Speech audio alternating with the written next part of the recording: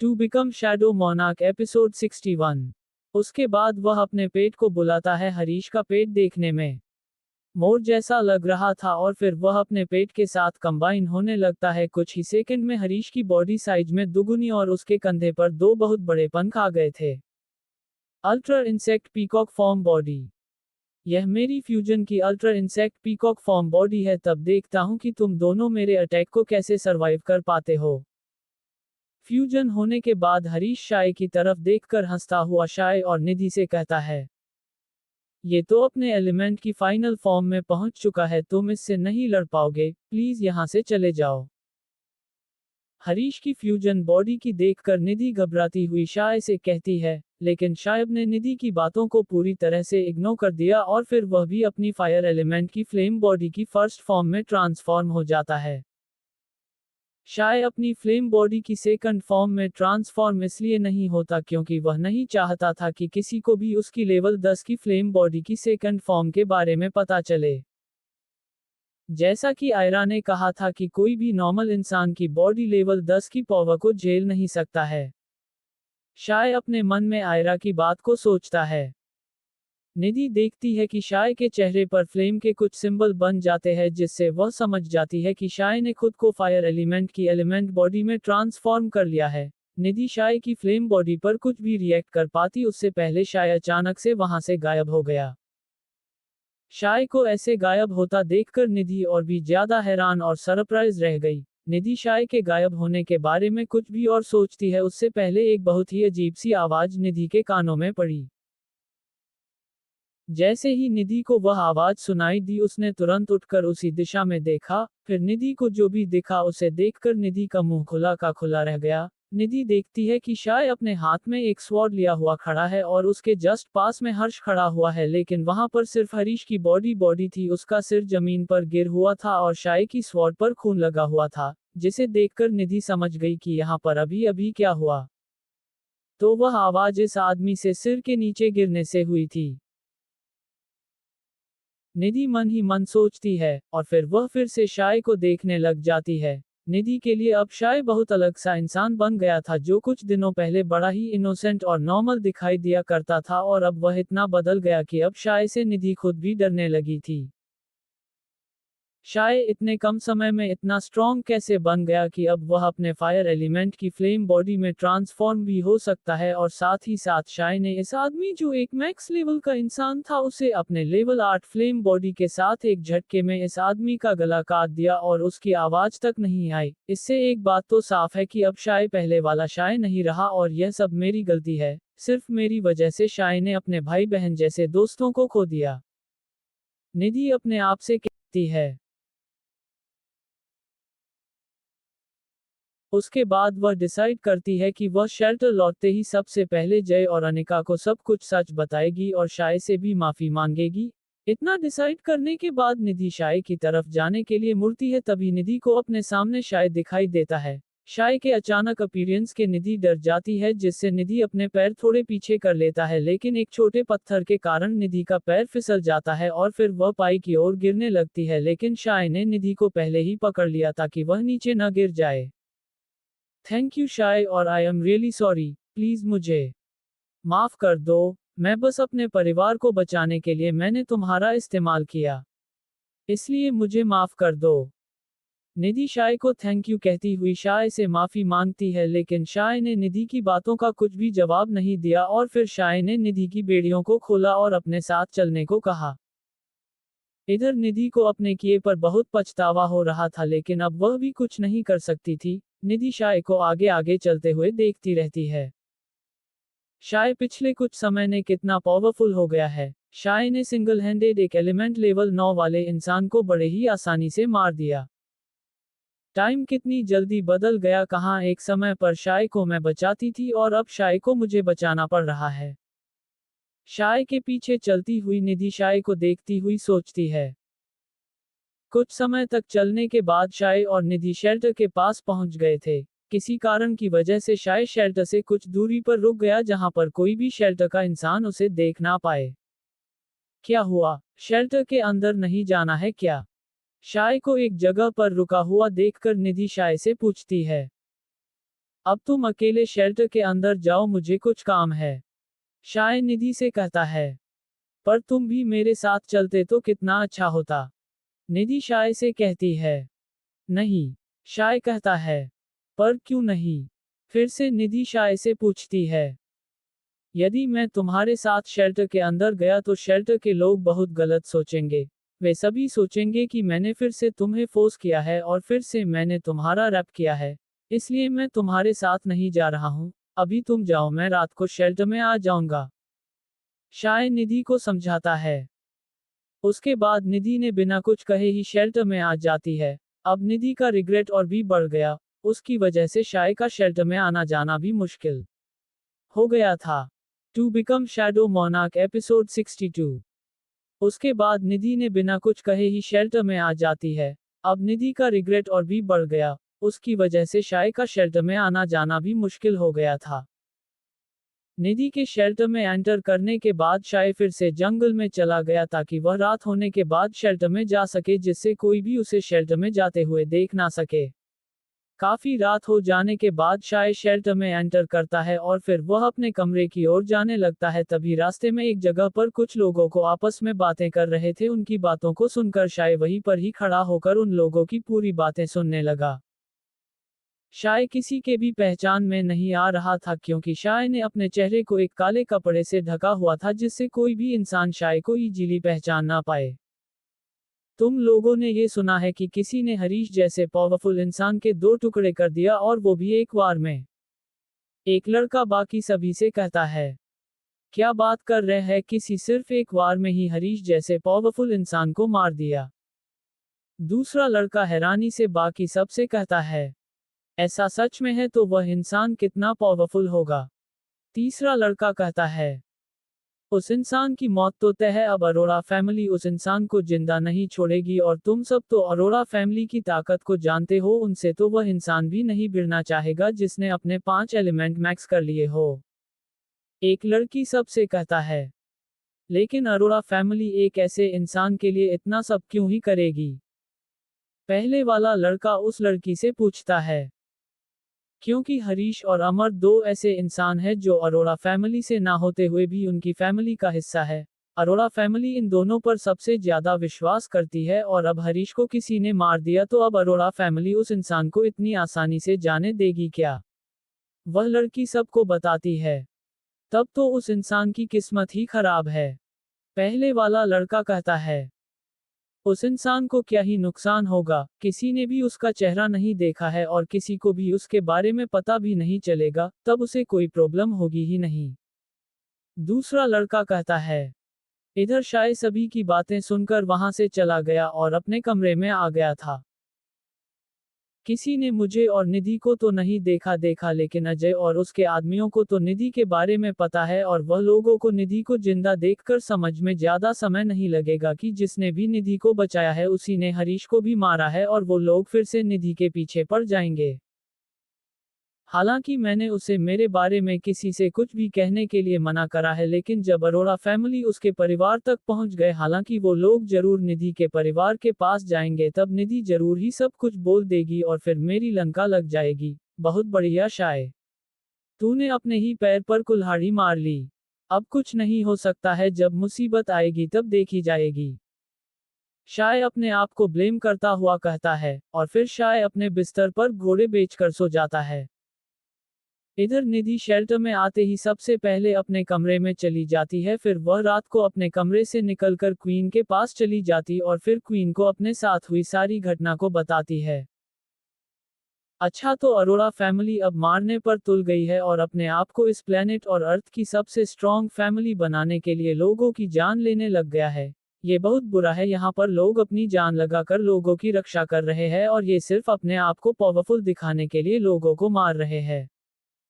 Queen निधि की बात सुनकर क्वीन का चेहरा गुस्से से लाल हो जाता है। क्वीन मैम, अब मैं क्या करूं? अब मैं कहीं पर भी रहूं, वो लोग मुझसे शाय के बारे में पूछने जरूर आएंगे। निधि घबराती हुई क्वीन से पूछती है। तुम टेंशन मत लो, तुम हमेशा मेरे लोगों के साथ रहना, और जब भी तुम्हें बाय चांस वो लोग मिले तब कहना कि तुमने उस इंसान का चेहरा नहीं देखा, क्योंकि उसने अपने चेहरे पर एक ब्लैक मास्क लगाया हुआ था। क्वीन निधि को शांत करवाती हुई उससे कहती है और फिर निधि फिर से अपने कमरे में आ जाती है। शायद इतने कम समय में इतना स्ट्रॉन्ग हो गया, मुझे तो विश्वास ही नहीं हो रहा है।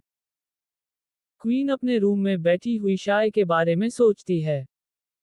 मेरा बेटा अपने पिता की तरह काफी ज्यादा इंटेलिजेंट और पावरफुल है। क्वीन अपने बेटे पर प्राउड करती हुई कहती है। कौन मेरे से ज्यादा इंटेलिजेंट और पावरफुल है? आप किसके बारे में बात कर रही हो मॉम? अवनी क्वीन के कमरे में आती हुई क्वीन से पूछती है। कोई भी नहीं। अवनी को अचानक से कमरे में आता हुआ देखकर क्वीन हड़बड़ा जाती है और फिर वह उसी हड़बड़ाहट के साथ अवनी से कहती है। मॉम, आप भी ना पता नहीं किन ख्यालों में खोई हुई रहती है, थोड़ा सा मेरे पर भी ध्यान दे दिया करो। अवनी अपने मॉम से कहती है। ज्यादा बकवास मत कर, जब तू चाय बना ही रही हो तो मेरे लिए भी बना देना। क्वीन अवनी से कहती है। मॉम, आपको चाय कम करनी चाहिए, नहीं तो कुछ समय बाद आप पानी की जगह चाय मत पीने लग जाना। अवनी मजाक करती हुई अपनी मॉम से कहती है। ऐसा अभी नहीं होने वाला है, क्वीन कहती है और उसके बाद दोनों में और बातें होने लगती है। दूसरी तरफ अजय गुस्से से पागल हुए जा रहा था। मैं उस इंसान और उस कमीनी लड़की निधि को जिंदा नहीं छोड़ूंगा, अब की बार मैं खुद अपने हाथों से उस लड़की की जान लेकर रहूंगा। यह मेरा वादा है मेरे भाई हरीश। अजय लाल होता हुआ अपने आप से कहता है। 1301, 2035। To become shadow monarch episode 63। इधर अजय गुस्से के मारे पागल हुए जा रहे था, वही दूसरी तरफ शाय अपने कमरे में बैठकर अपने सिस्टम पैनल पर किसी चीज देखकर उसके बारे में बहुत गहराई से सोच रहा था। ये होली एंजल और डार्क एंजल है क्या? शाय अपने सिस्टम पैनल पर अपनी इंफॉर्मेशन में डार्क एंजल और होली एंजल का नाम देखकर सोचता है। इसके बाद शाय अपने कमरे के फर्श पर एक यूनिक पोजीशन में बैठकर अपने हाथों से एक बहुत यूनिक और वियर्ड सा साइन बनाता है और फिर उसी पोजीशन में रहता है। कुछ देर बाद शाय का शरीर एक यूनिक प्रकार की लाइट के साथ ग्लो करने लगता है और उसके तुरंत बाद ही शाय के सामने एक खूबसूरत सी दिखने वाली लड़की की पूरी बॉडी क्रिएट हो जाता है, जो शाय के चेहरे के ठीक आगे हवा में फ्लोट कर रहा था। फिर शाय अपनी आंखें खोलता है और उस गर्ल बॉडी को देखता है, जिसको देखकर शाय के चेहरे पर अजीब से एक्सप्रेशन आ जाते हैं। उसके कुछ ही समय बाद शाय को समझ आ जाता है कि यह कौन हो सकती है। आयरा जी, आप हो? शाय बहुत ही रिस्पेक्टली हवा में फ्लोट करती हुई लड़की की बॉडी से पूछता है। जी मास्टर, मैं ही हूं और यह मेरा असली ह्यूमनॉइड फॉर्म अर्थात यह मेरा असली रूप है। वह लड़की शाय को जवाब देती है। वह बॉडी आयरा की था, जो शाय को उस गुफा में एक स्टोन गोलेम के रूप में मिली थी, जिसमें शाय को होली ट्राइडेंट की होली की मिली थी। शाय ने पहले आयरा को इसलिए नहीं पहचान पाया क्योंकि शाय ने पहली बार आयरा को उसकी लेवल 11 की स्टोन गोलेम फॉर्म में देखा था। जी मास्टर, बोलिए, आपने मुझे कैसे याद किया? मैं आपकी क्या मदद कर सकती हूँ? आयरा शाय से पूछती है। जब शाय पहली बार आयरा से मिला था तब आयरा ने शाय को एक मैजिक सिखाया था, जिसकी मदद से शाय कभी भी आयरा से बात कर सकता है, चाहे वो दोनों कितनी ही दूरी पर हो। Thank you for this magic. अच्छा हुआ आपने मुझे ये मैजिक सिखा दिया। मुझे आपसे कुछ चीज के बारे में बात करनी थी। जहां तक मेरा अंदाजा है आप इनके बारे में जरूर ही जानती होगी। शाय आयरा से कहता है। मैं जितना भी जानती हूँ आपको बता दूंगी। आयरा भी शाय को कहती है। जब पहली बार मैंने अपने स्टेट्स चेक किए तब मुझे अपने स्टेट्स में दो नाम बहुत अजीब लगे। वो दोनों है होली एंगल और डार्क एंगल, आखिर ये दोनों है क्या? शाय आयरा से पूछता है। ये दोनों आपकी साथी है, क्या आपकी होली एंजल का नाम हीला है? आयरा शाय से पूछती है। इधर आयरा की बात सुनकर शाय हैरान रह गया। शाय को समझ नहीं आ रहा था कि आयरा को उसकी होली एंजल का नाम कैसे पता है। आपको मेरी होली एंजल का नाम कैसे पता है और आप इनको साथी क्यों कह रही हो? शाय कंफ्यूजन के साथ आयरा से पूछता है। मैं इन्हें साथी इसलिए कह रही हूँ क्योंकि आपके बाकी पेज सिर्फ आपके ऑर्डर पर ही काम करते हैं, लेकिन ये दोनों आपके ऑर्डर के बिना भी काम कर सकती है, इसलिए मैं इन्हें एक तरह से साथी कह रही हूँ। आयरा शाय से कहती है। लेकिन एक बात मुझे अभी भी समझ नहीं आई कि आप मेरी होली एंजल का नाम कैसे जानती हो। मैंने तो आपको कभी भी होली एंजल के बारे में नहीं बताया, तो फिर आपको कैसे? शाय आयरा से पूछता है, क्योंकि मैं भी एक होली एंजल हूँ। आयरा शाय से कहती है। आयरा की बात सुनकर शाय हैरानी से उसे ही देखता रहता है। क्या कह रही हो आप? क्या सच में आप एक होली एंजल हो? शाय सरप्राइज के साथ आयरा से पूछता है।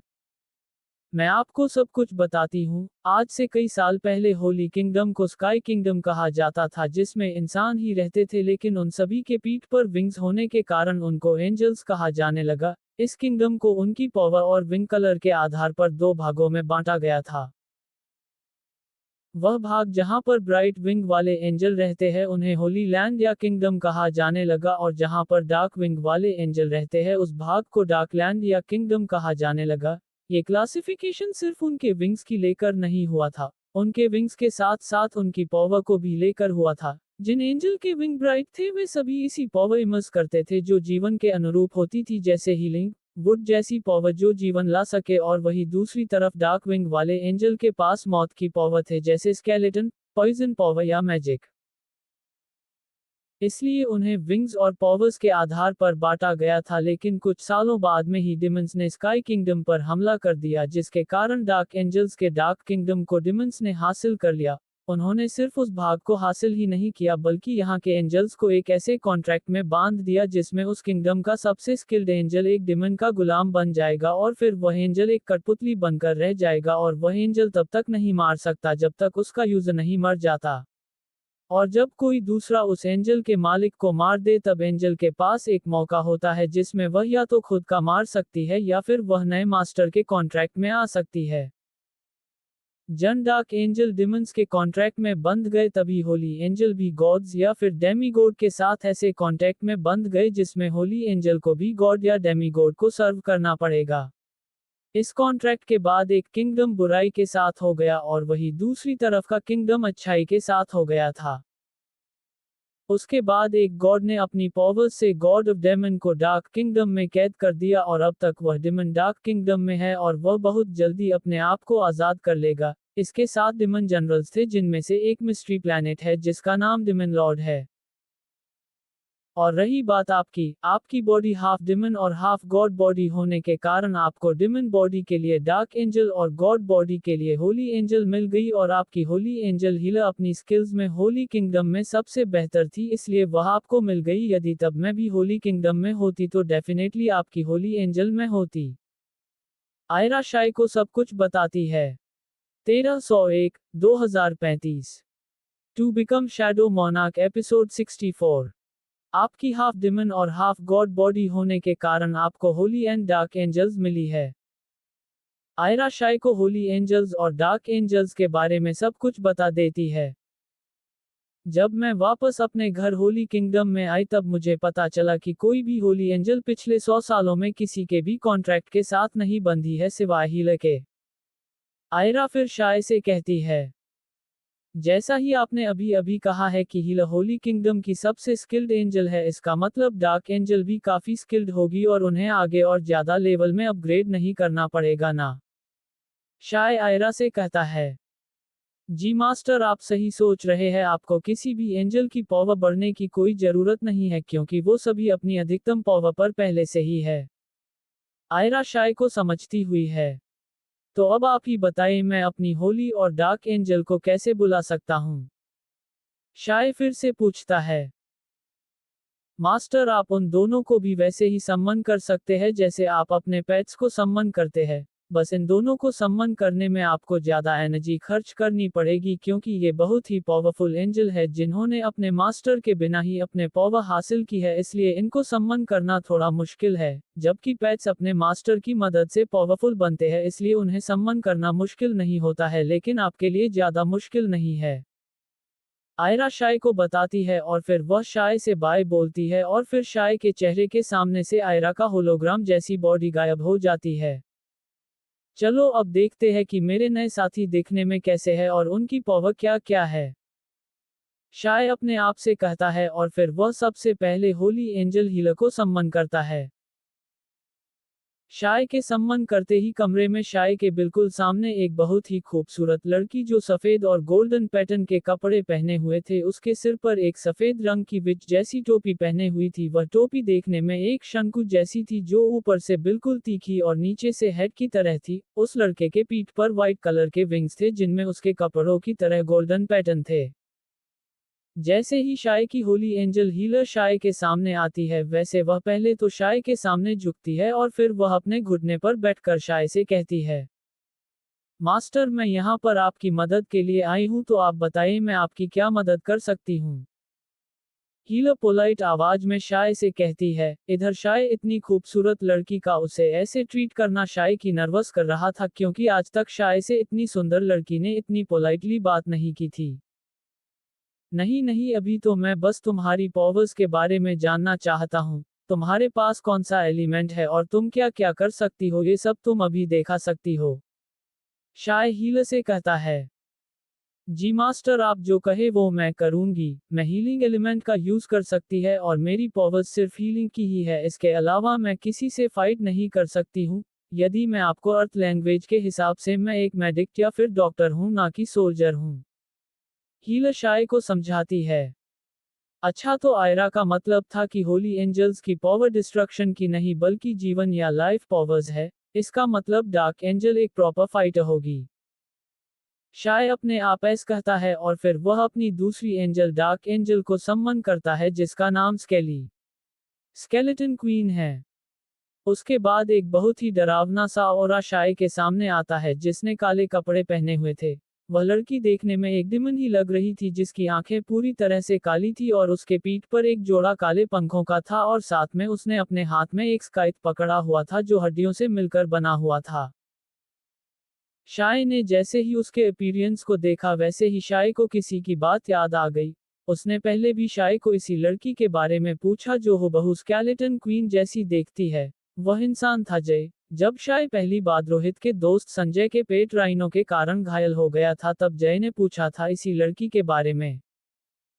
शाय अपने मन में ये सब सोच ही रहा था कि तभी स्केलेटन क्वीन ने अपने घुटनों पर बैठकर शाय से वही बात कही जो उसकी होली एंजल हीलर ने कही थी।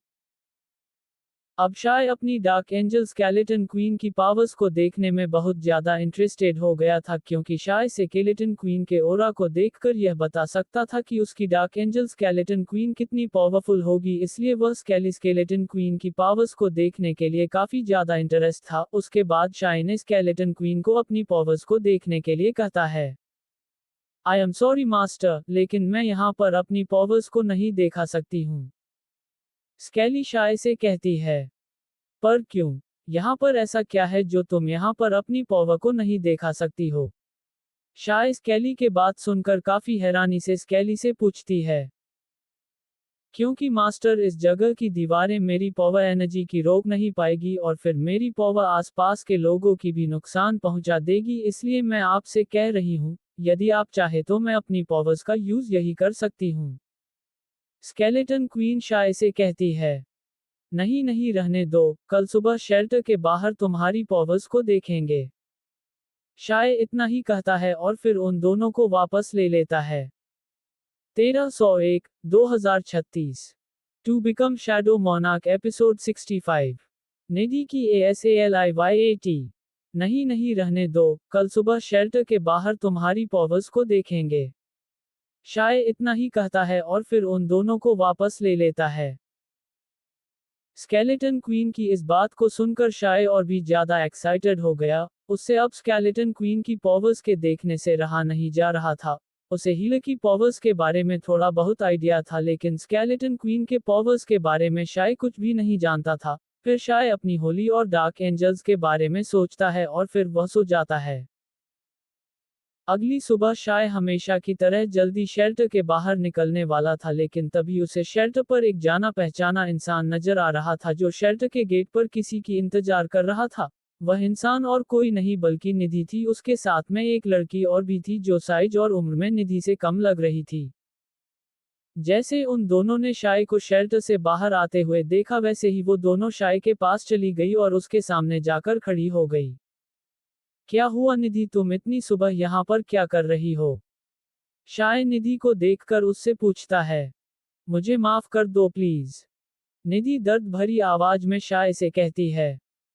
प्लीज मेरी बड़ी बहन को माफ कर दीजिए ना, उसने हम सबको बचाने के लिए तुम्हारे साथ यह सब किया था। प्लीज। वह छोटी लड़की शाय से कहती है जिसका नाम राधिका था, जो निधि की छोटी बहन भी थी। वह उम्र में लगभग 15 साल की थी।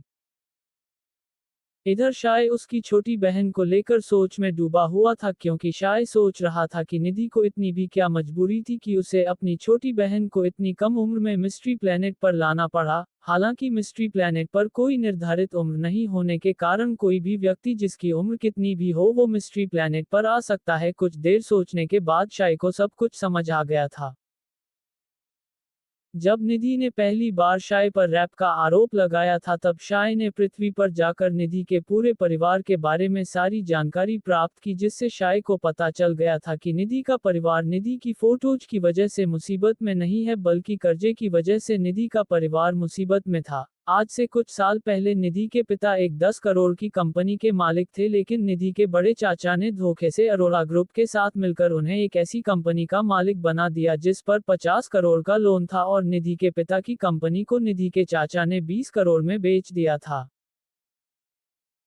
उसके बाद लोन नहीं चुकाने पर बैंक ने निधि के घर और बाकी जगह को सील कर दिया, जिससे निधि और उसका परिवार एक ऐसी जगह में रहने लगे जहां पर एक बहुत ही छोटा घर था जिसको निधि और उसके परिवार ने रेंट पर ले लिया। लेकिन वह घर भी अरोड़ा फैमिली से था, इसलिए जब निधि ने क्वीन के सामने सारी सच्चाई बताई तो उन्होंने निधि और उसके परिवार की बेघर कर दिया, और इसके साथ निधि के पिता 50 लाख का लोन भी बकाया हुआ था। इसलिए शाय के हिसाब से निधि के पिता अब किसी भी समय जेल जा सकते हैं, इसलिए उन्होंने ने अपने बच्चों को बचाने के लिए मिस्ट्री प्लैनेट पर भेज दिया। निधि के परिवार के बारे में ये सब जानकर ही शाय ने इतने समय से निधि या किसी दूसरे से कुछ नहीं बोला था, ताकि कोई भी निधि को और परेशान न करे। लेकिन अरोड़ा फैमिली निधि का पीछा ही नहीं छोड़ रहे थे, इसलिए शाय को उन पर काफी ज्यादा गुस्सा आ रहा था। लेकिन अब निधि और उसकी छोटी बहन को शेल्टर में देखकर काफी दुखी महसूस कर रहा था। उसके बाद शाय अपनी मन में कुछ सोचता और फिर वह निधि से कहता है, मैं तुम्हें एक शर्त पर ही माफी दूंगा, जब तुम मेरा गिफ्ट एक्सेप्ट करोगी। यदि तुमने अपना प्रॉमिस तोड़ा तब मैं तुम्हें कभी भी माफी नहीं करूंगा, समझे? शाय उन दोनों से कहता है और वह अपनी बैग से एक बहुत ही छोटी स्वॉर्ड निकल कर निधि को पकड़ा देता है और वह वहां से वापस शेल्टर की ओर चला जाता है। निधि ने जैसे ही उसने स्वॉर्ड को ध्यान से देखा तब उसे पता चला कि यह कोई आम स्वॉर्ड नहीं है, बल्कि यह एक लेवल 8 का ट्रीजर है जिसकी मार्केट वैल्यू लगभग 25 से 30 करोड़ रुपए हो गए। निधि इन सब के बारे में सोच रही थी तभी शाय वापस शेल्टर पर आ जाता है और निधि को एक और उसी प्रकार की तलवार निधि को मिल गई, जिसको देखकर निधि का मुंह खुला का खुला रह गया, क्योंकि यदि निधि ने इन दोनों को बेचा तो वह बहुत ही इजीली 50 से 60 करोड़ रुपए कमा लेगी, और शाय ऐसा ही चाहता था। इतना सब होने के बाद शाय निधि के परिवार को किसी भी परेशानी में नहीं छोड़ सकता है, इसलिए उसने मदद करने की सोची। इसलिए शाय ने लेवल 8 के ट्रीजर आइटम निधि को दे दिए ताकि उसकी और उसके परिवार की स्थिति सुधर सके। वैसे भी शाय के पास अभी भी काफी पैसे बचे हुए थे, इसलिए उसे अभी पैसों की जरूरत नहीं थी। ये आइटम मैं तुमसे नहीं ले सकती हूँ, ये बहुत महंगे और रेयर है। निधि शाय को उसके ट्रीजर आइटम को वापस करती हुई कहती है, इनको बेचकर तुम अपने परिवार का लोन चुका देना ताकि बैंक वाले लोग तुम्हारे घर को इंसील कर दे, जिससे तुम और तुम्हारा परिवार खुशी से रह सके। और रही बात पैसे वापस करने की, जब तुम्हारी सारी परेशानी खत्म हो जाए तब तुम मुझे धीरे धीरे करके सारा पैसा वापस दे देना। शाय उन दोनों से इतना ही कहता है और शेल्टर के बाहर चला जाता है। 1301, 2036 to become shadow monarch episode 66। Nidhi की ASLIYAT।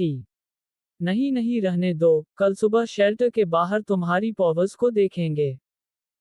शाय इतना ही कहता है और फिर उन दोनों को वापस ले लेता है। स्केलेटन क्वीन की इस बात को सुनकर शाय और भी ज्यादा एक्साइटेड हो गया। उससे अब स्केलेटन क्वीन की पॉवर्स के देखने से रहा नहीं जा रहा था।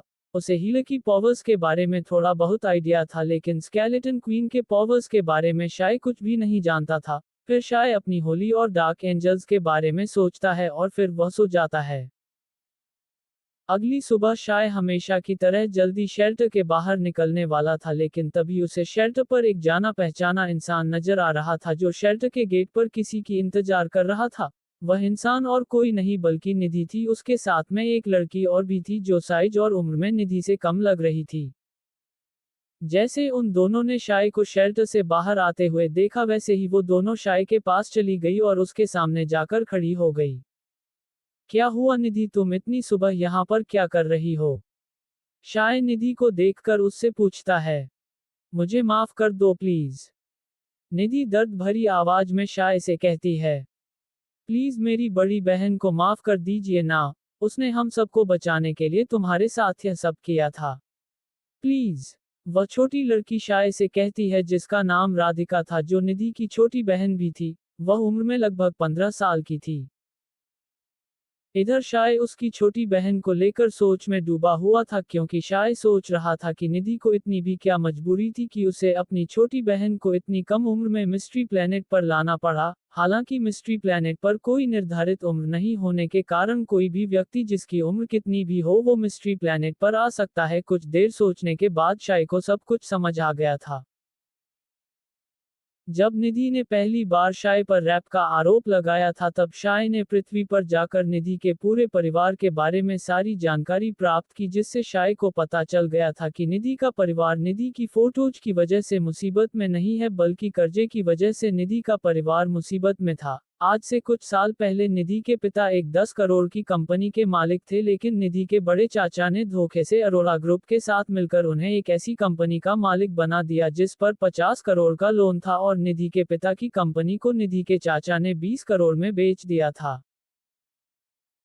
उसके बाद लोन नहीं चुकाने पर बैंक ने निधि के घर और बाकी जगह को सील कर दिया, जिससे निधि और उसका परिवार एक ऐसी जगह में रहने लगे जहां पर एक बहुत ही छोटा घर था जिसको निधि और उसके परिवार ने रेंट पर ले लिया। लेकिन वह घर भी अरोड़ा फैमिली से था, इसलिए जब निधि ने क्वीन के सामने सारी सच्चाई बताई तो उन्होंने निधि और उसके परिवार की बेघर कर दिया, और इसके साथ निधि के पिता 50 लाख का लोन भी बकाया हुआ था। इसलिए शाय के हिसाब से निधि के पिता अब किसी भी समय जेल जा सकते हैं, इसलिए उन्होंने ने अपने बच्चों को बचाने के लिए मिस्ट्री प्लैनेट पर भेज दिया। निधि के परिवार के बारे में ये सब जानकर ही शाय ने इतने समय से निधि या किसी दूसरे से कुछ नहीं बोला था, ताकि कोई भी निधि को और परेशान न करे। लेकिन अरोड़ा फैमिली निधि का पीछा ही नहीं छोड़ रहे थे, इसलिए शाय को उन पर काफी ज्यादा गुस्सा आ रहा था। लेकिन अब निधि और उसकी छोटी बहन को शेल्टर में देखकर काफी दुखी महसूस कर रहा था। उसके बाद शाय अपनी मन में कुछ सोचता और फिर वह निधि से कहता है, मैं तुम्हें एक शर्त पर ही माफी दूंगा, जब तुम मेरा गिफ्ट एक्सेप्ट करोगी। यदि तुमने अपना प्रॉमिस तोड़ा तब मैं तुम्हें कभी भी माफी नहीं करूंगा, समझे? शाय उन दोनों से कहता है और वह अपनी बैग से एक बहुत ही छोटी स्वॉर्ड निकल कर निधि को पकड़ा देता है और वह वहां से वापस शेल्टर की ओर चला जाता है।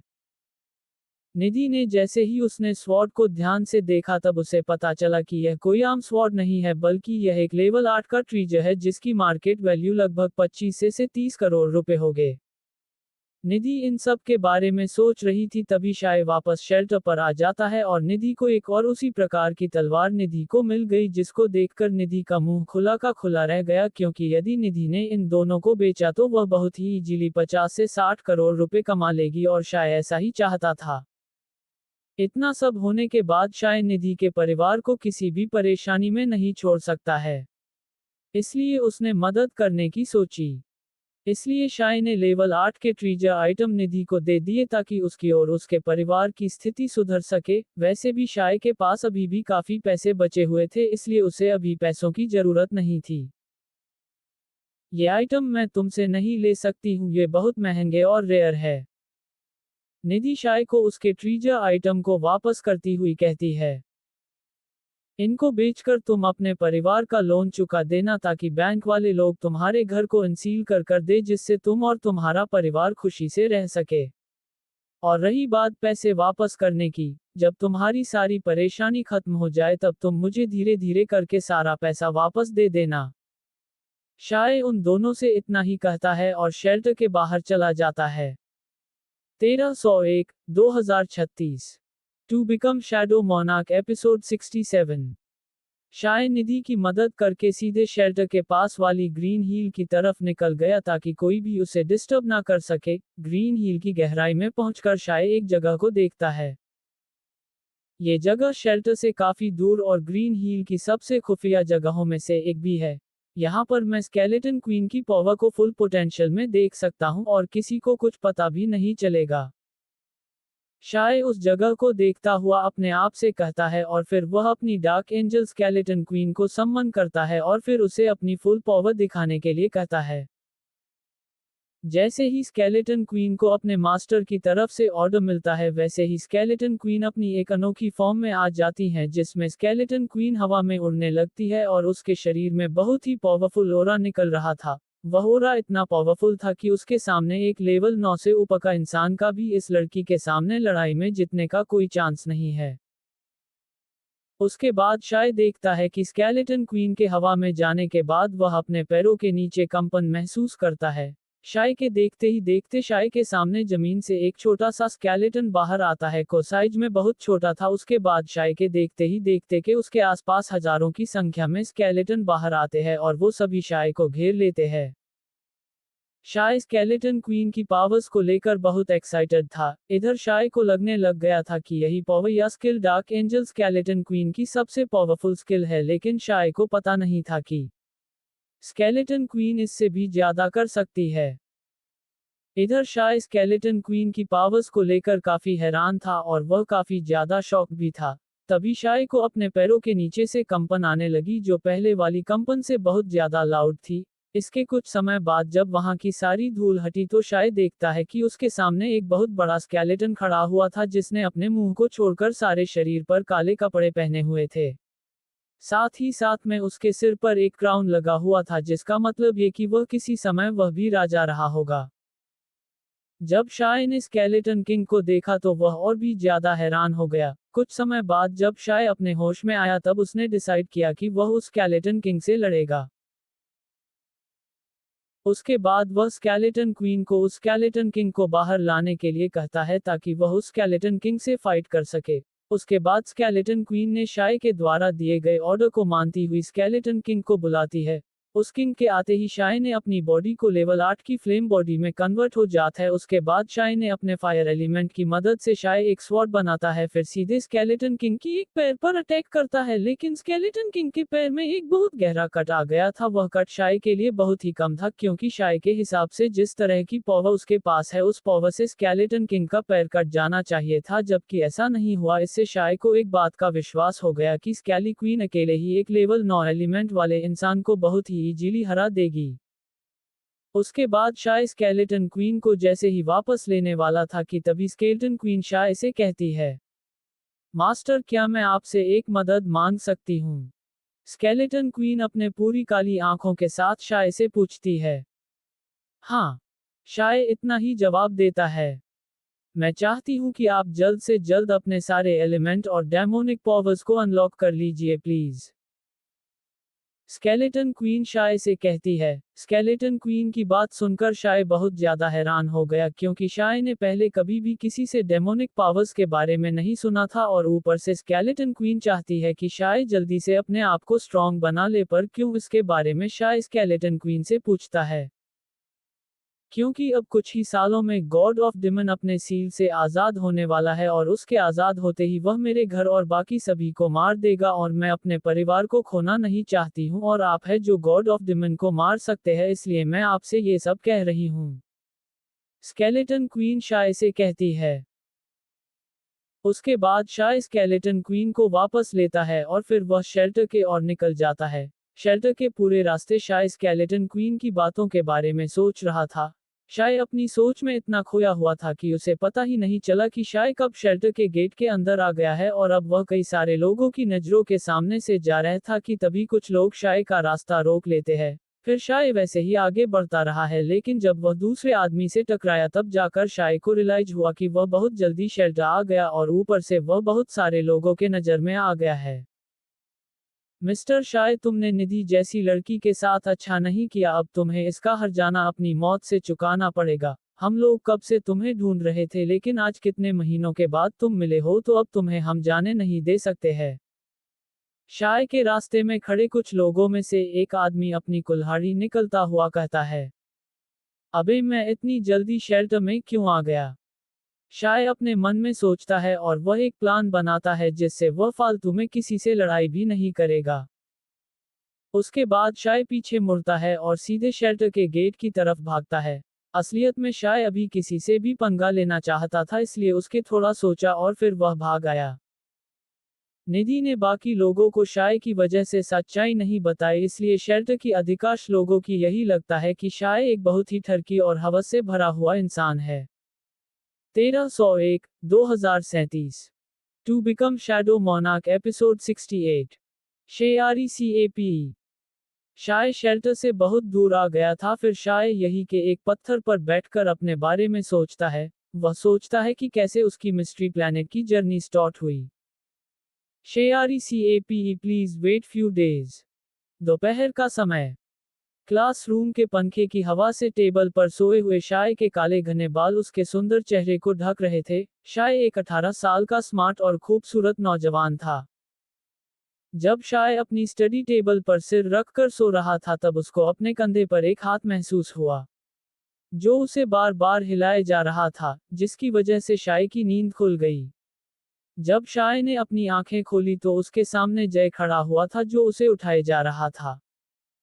जय मल्होत्रा शाय का इकलौता बेस्ट फ्रेंड, जो शाय को उठाते हुए उससे कहता है, शाय तू सो रहा है, तुझे पता है ना आज स्कूल का सेकंड लास्ट दिन है और कल स्कूल के तरफ से एक ट्रीट भी है। हाँ, मुझे पता है, पर इसमें मैं क्या करूँ। शाय उठता हुआ जय से कहता है, अबे गधे, आज ही तुम्हारे पास इशिता को प्रपोज करने का मौका है। कल ट्रीट पर तुम्हें ऐसा मौका मिले या ना मिले। शाय की बात सुनकर जय झल्लाते हुए शाय से कहता है, जय तू सही कह रहा है, कल मुझे इशिता से बात करने का मौका मिले या ना मिले। जय एक बात बता, क्या मैं इशिता को अपने दिल की बात कह पाऊंगा। मैं इस वक्त बहुत नर्वस हो रहा हूँ। शाय हिचकिचाता हुआ जय से कहता है, शाय तू मेरा यार है, इसलिए बिना हिचकिचाए इशिता को अपने दिल की बात कह डाल। जय शाय को कॉन्फिडेंस देता हुआ उससे कहता है। शाय अपनी सीट से उठता है और फिर इशिता के सामने जाकर अपने घुटने पर बैठ जाता है और उसकी तरफ एक गुलाब का फूल बढ़ा देता है। शाय के इस एक्ट से सारी क्लास उसको देखने लगी, जिससे शाय में अभी तक जो कॉन्फिडेंस था वो अब धीरे धीरे खत्म हो रहा था।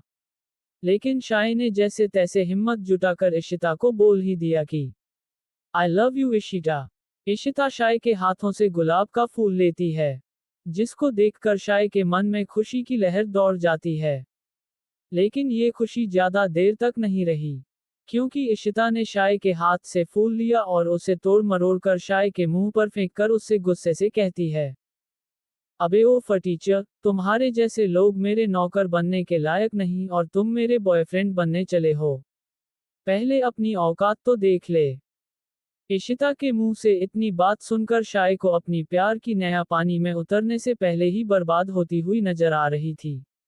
इशिता की बात सुनकर शाय को विश्वास नहीं हो रहा था कि इशिता ऐसी बात बोल सकती है। इशिता खत्री इस स्कूल की सबसे अमीर और खूबसूरत लड़की थी, लेकिन वह बहुत ही घमंडी और गुस्सैल भी थी, जिसके बारे में इस स्कूल के बहुत ही कम स्टूडेंट्स को पता था। इधर शाय इशिता के सामने अपने घुटनों पर बैठकर उसकी सारी गलियां को सुन रहा था कि तभी उसके कंधे पर किसी ने जोर से लात मारी, जिससे वह एक टेबल से टकरा गया। जब शाय ने अपने आप को संभालकर उस लड़के को देखा तो वह लड़का और कोई नहीं, इस स्कूल का एक और अमीरजादा रोहित अग्रवाल था। वह भी इशिता की तरह बहुत अमीर और घमंडी था। उसके अगडू और घमंडी बर्ताव के कारण इस स्कूल के कई लोग उससे परेशान रहते थे, इसलिए सभी स्टूडेंट रोहित से दूरी बनाकर ही रखते थे। अबे ओ गरीब फटीचर लड़के, अगली बार मेरी गर्लफ्रेंड के पास आने या उसको फूल देने की भी कोशिश की तो तुम्हारे हाथ पैर तोड़ दूंगा।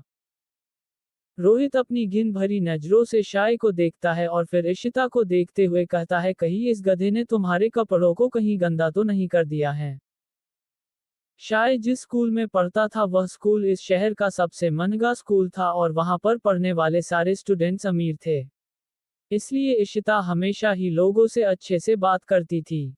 लेकिन शाय यहाँ पर अनाथ आश्रम की स्कॉलरशिप से आया। इसमें अनाथ आश्रम से हर एक साल में एक लड़के या लड़की को लिया जाता था जो बाकियों से स्मार्ट और इंटेलिजेंट हो, उसकी पूरी स्कूली पढ़ाई बिल्कुल फ्री में करवाते हैं। इससे स्कूल की इमेज भी अच्छी बनी रहती है। शाय एक अनाथ था जिसने अपनी 3 साल की उम्र में अपने पिता को और फिर 2 साल बाद एक प्लेन एक्सीडेंट में अपनी माँ और बड़ी बहन को खो दिया। लेकिन उस प्लेन एक्सीडेंट में शाय बच गया था। शाय के अनाथ होने के कारण बहुत से लड़के शाय को परेशान किया करते थे।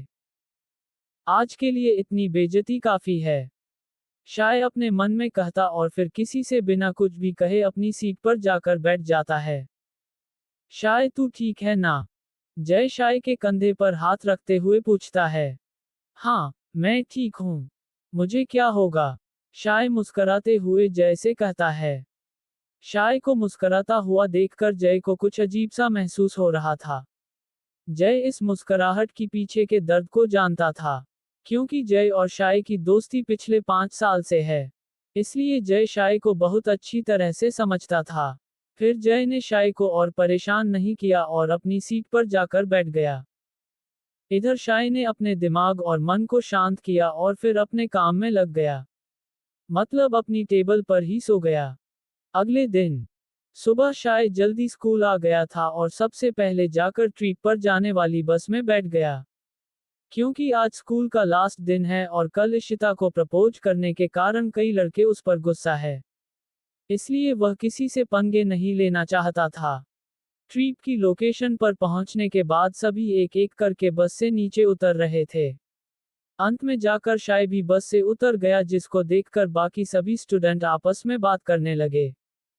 तुझे पता है कि कल इस गधे ने इशिता को प्रपोज किया? क्या बात कर रहा है?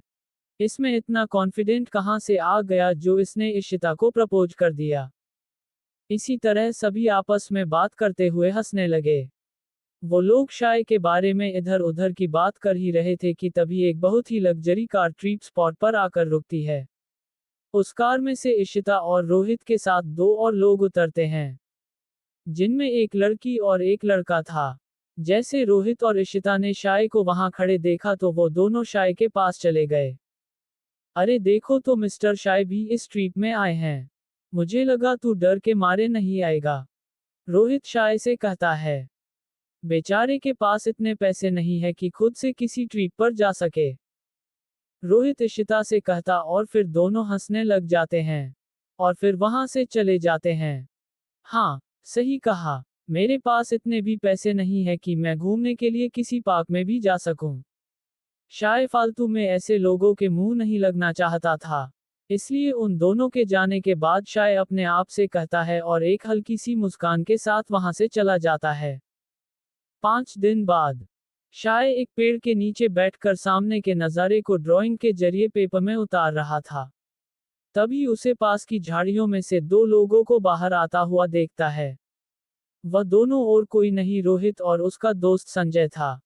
रोहित भाई, आपने इस शाय के बच्चे को सबक सिखाए बिना कैसे छोड़ दिया? इसने भाभी को प्रपोज किया है, संजय शाय को देखते हुए रोहित से कहता है। छोड़ा किसने है?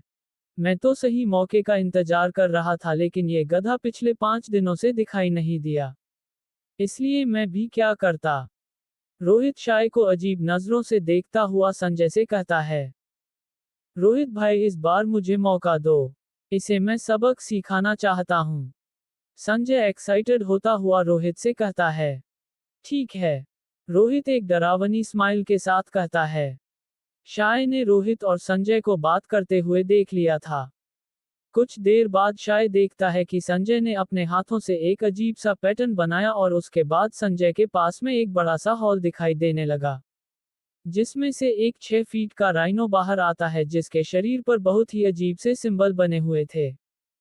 वह राइनो बहुत ही तेजी से शाय की तरफ दौड़ रहा था, जिसको देखकर शाय बहुत डर गया और पीछे की भागने के लिए मुड़ा ही था, लेकिन शाय को रिएक्ट करने में बहुत देर हो चुकी थी।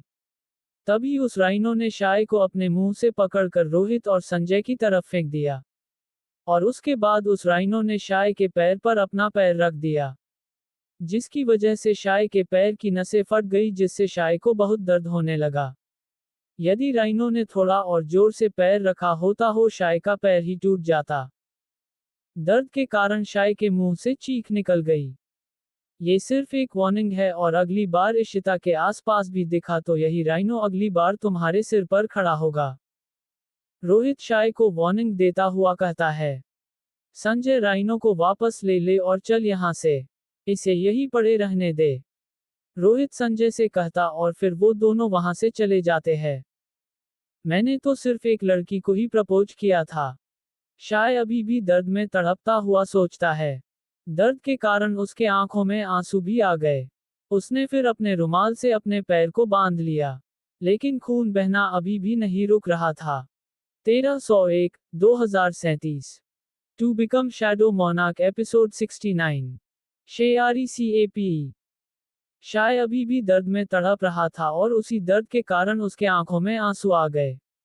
उसने अपने रुमाल से अपने पैर को बांध लिया लेकिन खून बहना अभी भी नहीं रुका। शाय कहाँ पर है?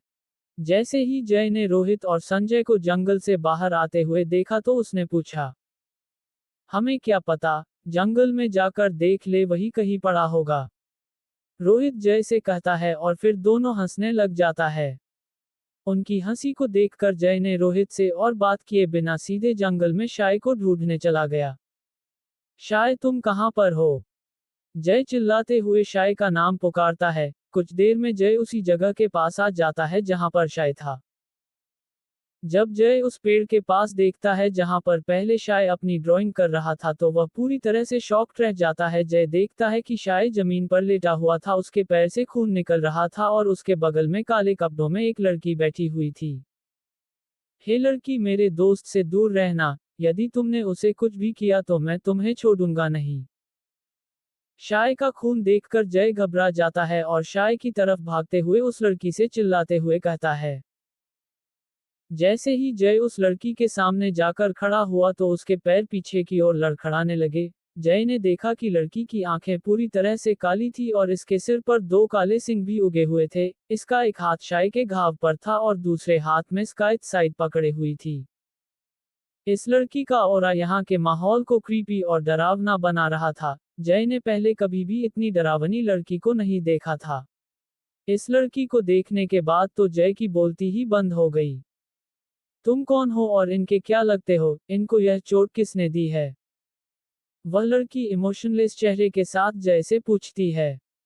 मम्मी, मेरा नाम जय है और यह मेरा दोस्त है और यह चोट जहां तक है रोहित और संजय ने ही दी है। जय हड़बड़ाती हुई आवाज में उसको सब बता देता है। क्या अब मैं शाय को ले जा सकता हूँ? यहाँ पर ज्यादा देर रुका तो शाय को कुछ हो ना जाए। कुछ देर बाद जय फिर उस लड़की से हड़बड़ाती हुई आवाज में कहता है।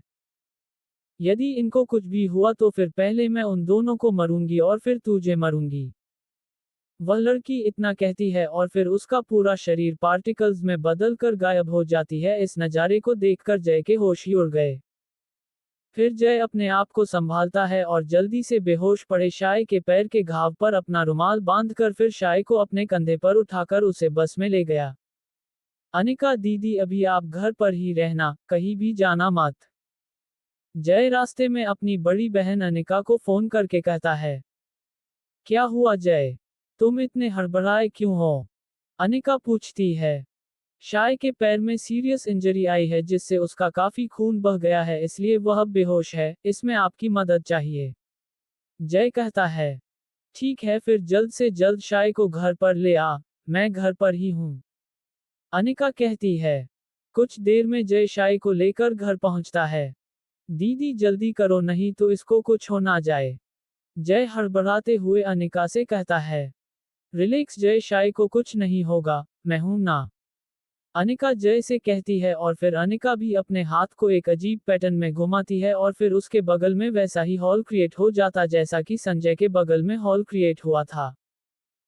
अब की बार राइनो की बजाय एक क्यूट बिल्ली बाहर आई जो सीधे जाकर शाय के घाव को चाटने लगी। अनिका ने भी शाय के पास जाकर उसके घाव को अपने हाथ से सहलाने लगी जिससे अनिका का हाथ एक सफेद रोशनी में घिर गया।